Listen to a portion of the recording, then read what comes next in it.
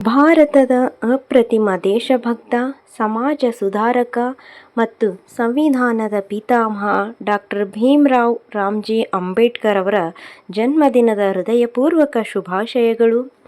ಮಧ್ಯಪ್ರದೇಶದ ಮಾವೋದಲ್ಲಿ 14ನೇ ಏಪ್ರಿಲ್ 1891ರಲ್ಲಿ ಜನಿಸಿದರು. ಇವರ ತಂದೆ ರಾಮ್ಜಿ ಮತ್ತು ತಾಯಿ ಭೀಮಾಬಾಯಿ.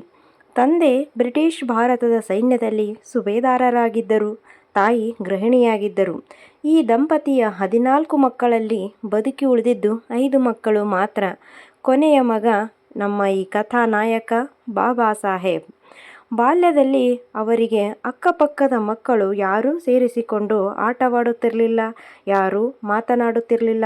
ಇದೆಲ್ಲ ವಿಚಿತ್ರ ಎನಿಸಿತು. ಈ ಕುರಿತು ಅವರ ತಂದೆ ತಾಯಿಗೆ ಕೇಳುತ್ತಿದ್ದರು. ಅವರಿಂದ ಸಮರ್ಪಕ ಉತ್ತರ ಬರುತ್ತಿರಲಿಲ್ಲ. ಪ್ರಾಥಮಿಕ ಶಾಲೆಯಲ್ಲಿ ಸಹ ಅವರಿಗೆ ಬಹಳ ಅವಮಾನವಾಗುತ್ತಿತ್ತು. ಧೃತಿಗೆಡದೆ ಆತ ಹೊರಗಡೆ ಕುಳಿತು ಅಭ್ಯಾಸ ಮಾಡುತ್ತಿದ್ದರು. ಪ್ರತಿಯೊಂದು ಟಿಪ್ಪಣಿ ಮಾಡಿಕೊಳ್ಳುತ್ತಿದ್ದರು. ಪ್ರೌಢಶಾಲೆಯಲ್ಲಿ ಸಹ ಆತನಿಗೆ ಅವಮಾನವಾಯಿತು. ಪೆಂಡಸೆ ಎಂಬ ಗುರುಗಳು ಯಾರಿಗೂ ಭೇದಭಾವ, ಎಲ್ಲರಿಗೂ ಸಮಾನವಾದ ಪ್ರೀತಿಯಿಂದ ಕಾಳಜಿ ಮಾಡುತ್ತಾ ಪಾಠ ಹೇಳುತ್ತಿದ್ದರು. ಪ್ರೌಢಶಾಲೆಯಲ್ಲಿಯೂ ಸಹ ಅವರಿಗೆ ಅವಮಾನವಾಯಿತು. ಪೆಂಡಸೆ ಗುರುಗಳು ಯಾರಿಗೂ ಭೇದಭಾವ ತೋರದೆ ಎಲ್ಲರಿಗೂ ಸಮಾನವಾಗಿ ಪ್ರೀತಿಯಿಂದ ಕಾಳಜಿ ತೋರುತ್ತಾ ಪಾಠ ಹೇಳುತ್ತಿದ್ದರು. ಒಮ್ಮೆ ಜೋರಾದ ಮಳೆಯಲ್ಲಿ ಅಂಬೇಡ್ಕರ್ ಅವರು ಶಾಲೆಗೆ ಬಂದದ್ದು ನೋಡಿ, ಇಂತಹ ಮಳೆಯಲ್ಲಿ ಯಾಕೆ ಶಾಲೆಗೆ ಬಂದೆ ಎಂದು ಕೇಳಿದಾಗ, ಇವತ್ತು ಶಾಲೆಗೆ ಬರದಿದ್ದರೆ ಇವತ್ತಿನ ಪಾಠ ತಪ್ಪಿ ಹೋಗುತ್ತಿತ್ತು ಗುರುಗಳೇ ಎಂದರು. ಅವರ ಕಲಿಯುವ ಹಂಬಲ ನೋಡಿ ಪ್ರೋತ್ಸಾಹ ನೀಡಿದರು. ತಮ್ಮ ಊಟವನ್ನು ಹಂಚಿಕೊಂಡು ತಿನ್ನುತ್ತಿದ್ದರು. ಮಧ್ಯರಾತ್ರಿಯವರೆಗೂ ಚೆನ್ನಾಗಿ ಅಭ್ಯಾಸವನ್ನ ಮಾಡಿ 10ನೆಯ ತರಗತಿ ಉತ್ತೀರ್ಣರಾದರು. 17 ವರ್ಷದವರಿದ್ದಾಗ ಅವರಿಗೆ 9 ವರ್ಷದ ರಮಾಬಾಯಿಯವರ ಜೊತೆ ಮದುವೆಯಾಯಿತು. ಮರಾಠಿ, ಇಂಗ್ಲಿಷ್, ಸಂಸ್ಕೃತ ಮತ್ತು ಪರ್ಷಿಯನ್ ಭಾಷೆಯಲ್ಲಿ ಪರಿಣಿತಿ ಪಡೆದರು. ರಾಜಕೀಯ ಮತ್ತು ಅರ್ಥಶಾಸ್ತ್ರದಲ್ಲಿ ಪದವಿಯನ್ನು ಪಡೆದ ಸಮಯದಲ್ಲಿ ಹಣಕಾಸಿನ ತೊಂದರೆಯಾಯಿತು. ಆಗ ಬರೋಡಾದ ಗಾಯಕ್ವಾಡ್ ಮಹಾರಾಜರ ವಿದ್ಯಾರ್ಥಿ ವೇತನದ ಸಹಾಯದಿಂದ ಕೊಲಂಬಿಯಾ ವಿಶ್ವವಿದ್ಯಾಲಯ ಮತ್ತು ಲಂಡನ್ ವಿಶ್ವವಿದ್ಯಾನಿಲಯದಲ್ಲಿ ಅಭ್ಯಾಸ ಮಾಡಿ ಡಾಕ್ಟರೇಟ್ ಪದವಿ ಪಡೆದರು. ಕೊಲಂಬಿಯಾ ವಿಶ್ವವಿದ್ಯಾಲಯದಲ್ಲಿ ಅಭ್ಯಾಸ ಮಾಡುವಾಗ ಅಮೆರಿಕಾದ ಕಪ್ಪು ಜನಾಂಗದ ನಾಯಕರಾದ ಮಾರ್ಟಿನ್ ಲೂಥರ್ ಕಿಂಗ್ ಮತ್ತು ಅಬ್ರಹಂ ಲಿಂಕನ್ ಅವರ ಕುರಿತು ಅಭ್ಯಾಸ ಮಾಡಿದರು. ತನ್ನ ಜನರ ಏಳಿಗೆಗೆ ತಾನೂ ಹಾಗೆ ಹೋರಾಟವನ್ನು ಮಾಡಬೇಕು ಎಂದುಕೊಂಡರು. ಲಂಡನ್ನಲ್ಲಿ ಅಭ್ಯಾಸ ಮಾಡುವಾಗ ವಿದ್ಯಾರ್ಥಿ ವೇತನ ಅವಧಿ ಮುಗಿದಿತ್ತು. ಆಗ ಅನಿವಾರ್ಯವಾಗಿ ಪುಸ್ತಕಗಳನ್ನು ಬೇರೊಂದು ಹಡಗಿನಲ್ಲಿ ಕಳಿಸಿ ಭಾರತಕ್ಕೆ ಮರಳಿದರು. ಆದರೆ ಅವರು ಪುಸ್ತಕಗಳು ಇಟ್ಟು ಕಳಿಸಿದ ಹಡಗು ಮುಳುಗಿ ಹೋಯಿತು. ಇದರಿಂದ ಬಹಳ ನೊಂದುಕೊಂಡರು. ಬರೋಡಾಕ್ಕೆ ಸೇವೆ ಸಲ್ಲಿಸಲು ಹೋದರೆ ಡಾಕ್ಟರೇಟ್ ಪದವಿ ಪಡೆದ ಬಾಬಾ ಸಾಹೇಬರಿಗೆ ಅಲ್ಲಿಯೂ ಗೌರವ ಸಿಗಲಿಲ್ಲ. ಭೇದ ಭಾವ ಮುಂದುವರಿಯುತ್ತದೆ. ಒಮ್ಮೆ ಕಚೇರಿಗೆ ಹೋಗುವಾಗ ಪಾರ್ಸಿ ಹುಡುಗರು ಬಾಬಾ ಸಾಹೇಬರನ್ನು ಅಲ್ಲಿಂದ ಮರಳಿ ಹೋಗುವಂತೆ ಬೆದರಿಕೆ ಹಾಕುತ್ತಾರೆ. ಅಲ್ಲಿರುವ ಹಿಂದೂ ಮುಸ್ಲಿಮರು ಯಾರೊಬ್ಬರೂ ಸಹಾಯಕ್ಕೆ ಬರಲಿಲ್ಲ. ಇದರಿಂದ ಬಾಂಬೆಗೆ ವಾಪಸ್ಸಾದರು. ಮುಂದೆ ಸಾಹು ಮಹಾರಾಜರ ಸಹಕಾರದಿಂದ ಮೂಕನಾಯಕ ಪಾಕ್ಷಿಕ ಪತ್ರಿಕೆಯನ್ನು ಆರಂಭಿಸಿದ. ಮುಂದೆ ಸ್ವಲ್ಪ ಹಣ ಸಂಪಾದನೆಯನ್ನ ಮಾಡಿ ಮತ್ತೆ ಅಭ್ಯಾಸ ಮಾಡಲು ಲಂಡನ್ಗೆ ಹೋದರು. ಅಲ್ಲಿ ತಮ್ಮಲ್ಲಿರುವ ಹಣವನ್ನು ಊಟಕ್ಕಿಂತ ಹೆಚ್ಚಾಗಿ ಪುಸ್ತಕಗಳಿಗೆ ಖರ್ಚು ಮಾಡುತ್ತಿದ್ದರು. ಬಾಬಾ ಸಾಹೇಬರಿಗೆ ಅವಶ್ಯಕತೆ ಇದ್ದಾಗ ಅವರ ಆತ್ಮೀಯ ಗೆಳೆಯ ನವಲ್ ಭಾತೇನಾ ಅವರು ಸಹಾಯ ಮಾಡುತ್ತಿದ್ದರು. ಆದರೂ ಅರೆ ಹೊಟ್ಟೆಯಲ್ಲಿಯೇ ಓದಿ ಲಂಡನ್ನ ವಿದ್ಯಾಭ್ಯಾಸ ಮುಗಿಸಿದರೂ ಸಹ ಅವರ ಮನಸ್ಸು ಇನ್ನೂ ಅಭ್ಯಾಸ ಮಾಡುವ ಸಲುವಾಗಿ ಹಾತೊರೆಯುತ್ತಿತ್ತು. ಜರ್ಮನಿಯ ಬಾನ್ ವಿಶ್ವವಿದ್ಯಾಲಯಕ್ಕೆ ಸೇರಿದರು. ಹಣಕಾಸಿನ ಕೊರತೆಯಿಂದ ಭಾರತಕ್ಕೆ ಮರಳಿದರು. ಭಾರತದಲ್ಲಿ ವಕೀಲ ಕೆಲಸಕ್ಕೆ ಸೇರಿದರು. ಕಡು ಬಡವರು ಮಾತ್ರ ಇವರ ಬಳಿ ಬರುತ್ತಿದ್ದರು. ಬಡವರ ದಯನೀಯ ಸ್ಥಿತಿ ತಿಳಿದಿದ್ದ ಅವರು ಹಣವನ್ನು ಕೊಡದೇ ಇದ್ದರೂ ಕೂಡ ನಿಷ್ಠೆಯಿಂದ ಕೆಲಸ ಮಾಡುತ್ತಿದ್ದರು. ಬಾಬಾ ಸಾಹೇಬರು ಅಭ್ಯಾಸವನ್ನು ಮಾಡಲು ಬಾಂಬೆಗೆ ಬಂದಾಗ ಎಲ್ಲಿಯೂ ವಸತಿ ಸಿಗಲಿಲ್ಲ, ಬಾಡಿಗೆ ಮನೆಯೂ ಸಿಗಲಿಲ್ಲ. ಆದರೂ ಛಲ ಬಿಡದೆ ಎಲ್ಲ ಶಾಲಾ ಕಾಲೇಜಿನಲ್ಲಿಯೂ ಕೂಡ ಅವರಿಗೆ ಶಿಕ್ಷಣವನ್ನು ನೀಡಲು ಮನವಿ ಮಾಡಿದರು. ಆಗ ಕರ್ಮವೀರ್ ಶಿಂದೆ ಮತ್ತು ವೀರ್ ಸಾವರ್ಕರ್ ಎಡಬಲ ನಿಂತು ಸಹಕಾರ ನೀಡಿದರು. ಬಾಬಾ ಸಾಹೇಬರ ಅವಿರತ ಪ್ರಯತ್ನದಿಂದ ಬ್ರಿಟಿಷ್ ಸರ್ಕಾರ ಲಂಡನ್ನಲ್ಲಿ ನಡೆಯುವ ದುಂಡು ಮೇಜಿನ ಪರಿಷತ್ ಸಭೆಗೆ ದಲಿತರನ್ನೂ ಒಳಗೊಂಡ ಸರ್ವ ಪಕ್ಷಗಳಿಗೆ ಆಮಂತ್ರಣ ನೀಡಿದರು. ದಲಿತರ ಪರವಾಗಿ ಬಾಬಾ ಸಾಹೇಬ್ ಭಾಗವಹಿಸಿದರು. 2000 ವರ್ಷಗಳಿಂದ, ಹಿಂದೂಗಳಿಂದ 200 ವರ್ಷಗಳಿಂದ ಬ್ರಿಟಿಷ್ ಸರ್ಕಾರದಿಂದ ನಮ್ಮ ಜನರಿಗೆ ಯಾವ ಸೌಲಭ್ಯಗಳೂ ಸಿಗಲಿಲ್ಲ. ನಮ್ಮ ಜನಾಂಗದ ಜೀವನ ಬಹಳ ಹೀನಾಯದಿಂದ ನಡೆಯುತ್ತಿದೆ. ಕುಡಿಯಲು ನೀರು ಇಲ್ಲ, ಉಡಲು ಬಟ್ಟೆ ಇಲ್ಲ, ತಿನ್ನಲು ಸರಿಯಾದ ಅನ್ನವಿಲ್ಲ, ಸರಿಯಾದ ಕೆಲಸಕ್ಕೆ ಸರಿಯಾದ ಕೂಲಿ ಇಲ್ಲ ಎಂದು ಮಿಂಚಿನ ಮಾತುಗಳಿಂದ ಪ್ರಭಾವಿತರಾಗಿ ಭಾರತದ ಉಳಿದ ಪ್ರತಿನಿಧಿಗಳು ಒಪ್ಪಿಗೆ ನೀಡಿದರು. ಬರೋಡಾದ ಮಹಾರಾಜರು ಪ್ರಭಾವಿತರಾದರು. ಆದರೆ ಆ ಸಭೆಯಲ್ಲಿ ಕಾಂಗ್ರೆಸ್ ಪಕ್ಷ ಭಾಗವಹಿಸಿರುವುದಿಲ್ಲ. ಆ ಭಾಷಣದಿಂದ ಭಾರತೀಯರಿಗೆ ಬಾಬಾ ಸಾಹೇಬ್ ಅಪ್ಪಟ ದೇಶಪ್ರೇಮಿಯಾಗಿದ್ದರು ಎಂಬುದು ಮನವರಿಕೆಯಾಯಿತು.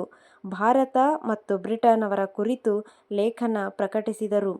ಸಭೆಯ ನಂತರ ಬ್ರಿಟಿಷ್ ಸರ್ಕಾರ 9 ಉಪಸಮಿತಿ ಮಾಡಿತು. 8 ಸಮಿತಿಗೆ ಬಾಬಾ ಸಾಹೇಬರನ್ನು ಸದಸ್ಯರಾಗಿ ನೇಮಕ ಮಾಡಿತು.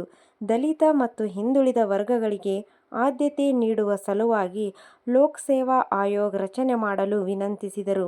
ಈ ಎಲ್ಲ ಕೆಲಸಗಳ ನಡುವೆ ಪುಸ್ತಕ ಖರೀದಿ ಮಾಡಿ ಓದುತ್ತಿದ್ದರು. ಲಂಡನ್ನಿಂದ ಭಾರತಕ್ಕೆ ಬಂದಾಗ ಗಾಂಧೀಜಿ ಅಸಹಕಾರ ಚಳುವಳಿ ಮಾಡುತ್ತಿದ್ದರು. ಆ ಸಮಯದಲ್ಲಿ ಬಾಬಾ ಸಾಹೇಬ್ ಮಹಿಳೆಯರಿಗೂ ಸಮಾನ ಆದ್ಯತೆ ನೀಡುವ ಕುರಿತು ಚರ್ಚೆ ಮಾಡಿದರು. ಆ ನಂತರ ಗಾಂಧೀಜಿಯವರು 2ನೇ ದುಂಡು ಮೇಜಿನ ಪರಿಷತ್ತಿನಲ್ಲಿ ಭಾಗವಹಿಸಲು ಲಂಡನ್ನಿಗೆ ಆಗಮಿಸಿದರು. ಗಾಂಧೀಜಿ ಮತ್ತು ಅಂಬೇಡ್ಕರ್ ಅವರ ನಡುವೆ ಸಾಕಷ್ಟು ಮಾತಿನ ಚಕಮಕಿ ನಡೆದವು. ನಾನು ದಲಿತರ ಪರವಾಗಿ ಬಂದಿದ್ದು, ನನ್ನ ಜನರಿಗೆ ಸಿಗಬೇಕಾದ ಸ್ಥಾನಗಳು ಸಿಗಬೇಕು ಎಂದು ಹಠ ಹಿಡಿದರು. ಎಲ್ಲರ ಅಭಿಪ್ರಾಯಗಳು ಒಂದೇ ಇತ್ತು. ಆದರೆ ಮುಸ್ಲಿಂ ಮುಖಂಡರ ಅಭಿಪ್ರಾಯ ಪ್ರತ್ಯೇಕ ರಾಷ್ಟ್ರದ ಬೇಡಿಕೆಯ ಕುರಿತಾಗಿತ್ತು. ಲಂಡನ್ ಮತ್ತು ನ್ಯೂಯಾರ್ಕ್ನಿಂದ ಅಂಬೇಡ್ಕರ್ ಅವರು ಮರಳಿದಾಗ ದಲಿತರಿಗೆ ಮತದಾನದ ಹಕ್ಕು ಸಿಕ್ಕಿದ್ದು ಬಾಬಾ ಸಾಹೇಬರಿಗೆ ಬಹಳ ಆನಂದವಾಯಿತು. ಮುಂದೆ ಗಾಂಧೀಜಿಯವರ ಜೊತೆ ಹಲವು ವಿಷಯಗಳ ಕುರಿತು ಚರ್ಚೆ ಮಾಡಿ ಪುಣೆ ಒಪ್ಪಂದ ಮಾಡಿಕೊಂಡರು. ಬಾಬಾ ಸಾಹೇಬರ ಈ ಗೆಲುವಿಗೆ ದಲಿತರು ಅವರನ್ನು ಹಾಡಿ ಹೊಗಳಿದರು. ಬೇರೆ ಬೇರೆ ದೇಶಗಳಿಂದ ತರಿಸಿದ ಪುಸ್ತಕಗಳನ್ನು ಸೇರಿಸಿ ದೊಡ್ಡ ಗ್ರಂಥಾಲಯ ಕಟ್ಟಿಸಿ ರಾಜಗೃಹ ಎಂದು ಹೆಸರು ನೀಡಿದರು. ಆ ಸಮಯದಲ್ಲಿ ಅವರ ಪತ್ನಿ ರಮಾಬಾಯಿಯವರು ಅನಾರೋಗ್ಯದಿಂದ ಮರಣ ಹೊಂದಿದ್ದರು. ಆ ದುಃಖದಲ್ಲಿಯೂ ಕೂಡ ತಮ್ಮ ಜನಾಂಗದ ಏಳಿಗೆಗೆ ಶ್ರಮಿಸಿದರು. ಆದರೆ ಇಷ್ಟೆಲ್ಲ ಪ್ರಯತ್ನಗಳು, ಹೋರಾಟಗಳು ಮಾಡಿದರೂ ಅವರ ಆಶಯಗಳು ಮಾತ್ರ ಹಾಗೇ ಉಳಿದುಕೊಂಡವು. ಹಾಗಾಗಿ ತಮ್ಮ ಜನರ ಏಳಿಗೆಗೆ ಮತಾಂತರವಾಗಬೇಕು ಎಂದುಕೊಂಡರು. ಈ ಕುರಿತು ಸಭೆ ಮಾಡಿದಾಗ ಸಭೆಗೆ ಸಾವಿರಾರು ಜನ ಹರಿದು ಬಂತು. ಆ ಸಭೆಯಲ್ಲಿ ನಾನು ಹಿಂದೂ ಆಗಿ ಸಾಯುವುದಿಲ್ಲ, ಹಾಗಾಗಿ ಮತಾಂತರ ಹೊಂದುತ್ತೇನೆ, ನಿಮಗೆ ಇಷ್ಟವಿದ್ದರೆ ಮತಾಂತರ ಆಗಬಹುದು, ಆಯ್ಕೆ ನಿಮ್ಮದು ಎಂದರು. ಮಂದಿರಗಳಿಗೆ ಪ್ರವೇಶವಿಲ್ಲ, ನೀರು ಕುಡಿಯಲು ಅವಕಾಶವಿಲ್ಲ, ನಮ್ಮ ಭಾವನೆಗಳಿಗೆ, ನಮ್ಮ ನೋವುಗಳಿಗೆ ಸ್ಪಂದನೆ ಇಲ್ಲದ ಇಂತಹ ಹೀನಾಯ ತುಂಬಿದ ಧರ್ಮದಲ್ಲಿ ಬದುಕಲು ಮನಸ್ಸಿಲ್ಲ ಎಂದು ಬಿಬಿಸಿಗೆ ತಿಳಿಸಿದರು. ಬಾಬಾ ಸಾಹೇಬರ ಈ ಮಾತುಗಳಿಂದ ಹಿಂದೂ ಸಮಾಜದ ತಳ ಅಲ್ಲಾಡಿ ಹೋಯಿತು. ಈ ವಿಚಾರ ಗಾಂಧೀಜಿ ಮತ್ತು ಸಾವರ್ಕರ್ಗೆ ತುಂಬ ನೋವು ನೀಡಿತು. ವಿವಿಧ ಧರ್ಮಗಳು ಈ ಕಂದಕದ ಲಾಭ ಪಡೆಯಲು ಪ್ರಯತ್ನ ಮಾಡಿದವು. ಈ ವಿಚಾರ ತಿಳಿಸಲು ಬಾಬಾ ಸಾಹೇಬರಿಗೆ ಬಹಳ ನೋವಿತ್ತು. ಆದರೆ ತನ್ನ ಜನರ ಏಳಿಗೆಗೆ ಇದು ಒಂದು ದಾರಿ ಉಳಿದಿದೆ ಎನಿಸಿತು. ಆಗ ಭಾರತದಲ್ಲಿ ಕ್ರಾಂತಿಕಾರಿ ಬದಲಾವಣೆ ನಡೆದವು. ಮೈಸೂರು ಸಂಸ್ಥಾನ ಮತ್ತು ತಿರುವಾಂಕೂರು ಸಂಸ್ಥಾನಗಳಲ್ಲಿ ಮಂದಿರಗಳಿಗೆ ದಲಿತರಿಗೆ ಅವಕಾಶ ನೀಡಲಾಯಿತು. ಬಾಂಬೆ ಶಾಸನ ಸಭೆಗೆ ಚುನಾವಣೆ ನಡೆದಾಗ ಬಾಬಾ ಸಾಹೇಬರು ಪ್ರಚಂಡ ಗೆಲುವು ಪಡೆದು ಶಾಸನ ಸಭೆಗೆ ಆಯ್ಕೆಯಾದರು. ಶಾಸನ ಸಭೆಯಲ್ಲಿ ಮಂತ್ರಿಗಳಿಗೆ 500 ರೂಪಾಯಿ ವೇತನ ಮತ್ತು ವಿವಿಧ ಸೌಲಭ್ಯಗಳನ್ನು ನೀಡುವ ಮಸೂದೆಯನ್ನು ಬಾಬಾ ಸಾಹೇಬರು ವಿರೋಧ ಮಾಡಿದರು. ಅದರ ಬದಲು ರೈತರ, ಶ್ರಮಿಕರ, ಕೂಲಿ ಕಾರ್ಮಿಕರ ಮಸೂದೆಗೆ ಆಗ್ರಹಿಸಿದರು. ರೈತರ, ಕೂಲಿ ಕಾರ್ಮಿಕರ ಹೋರಾಟಗಳು ನಡೆಸಿದರು.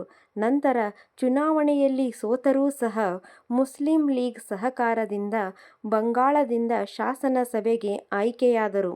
1946ರಲ್ಲಿ ಡಾ. ರಾಜೇಂದ್ರ ಪ್ರಸಾದರ ಅಧ್ಯಕ್ಷತೆಯಲ್ಲಿ ರಾಜ್ಯಾಂಗ ಸಭೆ ನಡೆಯಿತು. 1947ರ ಎರಡನೆಯ ರಾಜ್ಯಾಂಗ ಸಭೆಯಲ್ಲಿ ಸರ್ದಾರ್ ಪಟೇಲ್ ಅವರ ಅಸ್ಪೃಶ್ಯತೆಯನ್ನು ತೆಗೆದುಹಾಕಲಾಗಿದೆ ಎಂದು ಬಾಬಾ ಸಾಹೇಬರಿಗೆ ತಿಳಿಸಿದರು. ಭಾರತೀಯರಿಗೆ ನೂರಾರು ವರ್ಷದ ಹೋರಾಟದ ಫಲವಾಗಿ ದೇಶ ಸ್ವತಂತ್ರ ಪಡೆಯಿತು.